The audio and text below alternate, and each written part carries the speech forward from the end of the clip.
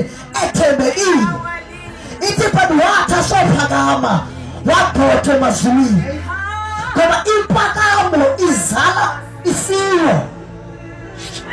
Yabona umuntu xa ngabe ekekelele kuweni qala phakama, uqala afune kuvele yena. Yabathandeka ingaske ke siye ukufuna kuvele theke sivumele kuba uThixo makavele. Siphila kumaxesha okugqibela ngoku. Ezinsuku siphila kuzo zinsuku zokugqibela. Engaske umuntu nomuntu ayihlolisise indlela yakhe phambi kweNkosi. Ingaske umuntu nomuntu ajonge alungise ukwenza kwakhe. Ngoba sonke sidingela ipulpiti, sidingela ukushumayela. Sonke sifuna phambi kwabantu.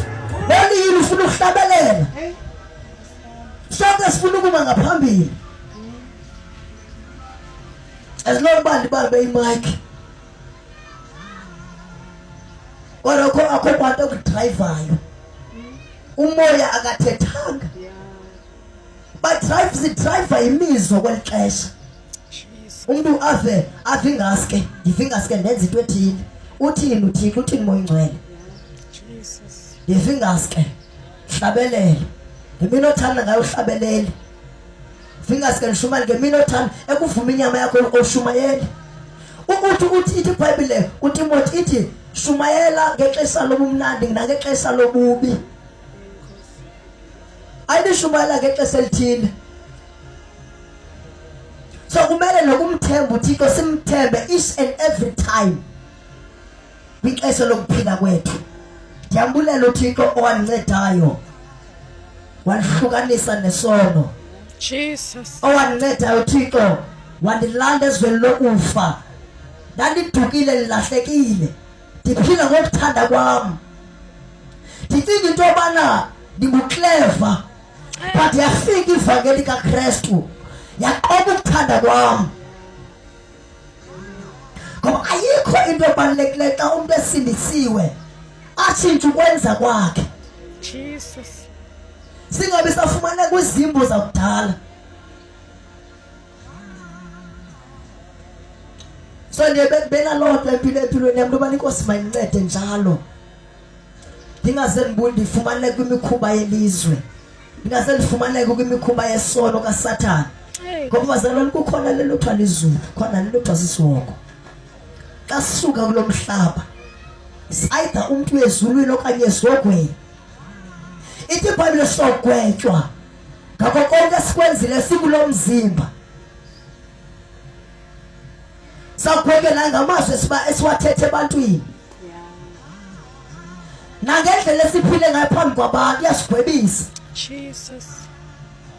Bangabona uba ngabana nisuka ngapha eSelike mfika abaliphile ngokuthanda kwami kuba izinto abazalwane likhonza nabo bandiboni. Sawugwetywa ngenxa yaloo nto. Nkosi yami. Ncede mncane.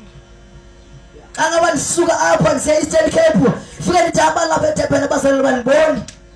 Phile ngokuthanda kwami. Ndenza amanyala nemikhuba. Ndizofa ngoba isono siyabulala. Sono umvuzo sono kukufa. Kukufa.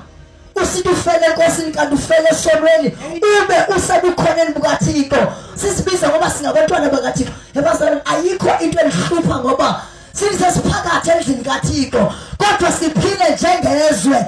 Sinilizwe malithini. Babathina bangakholwayo. Kasibabize laphi?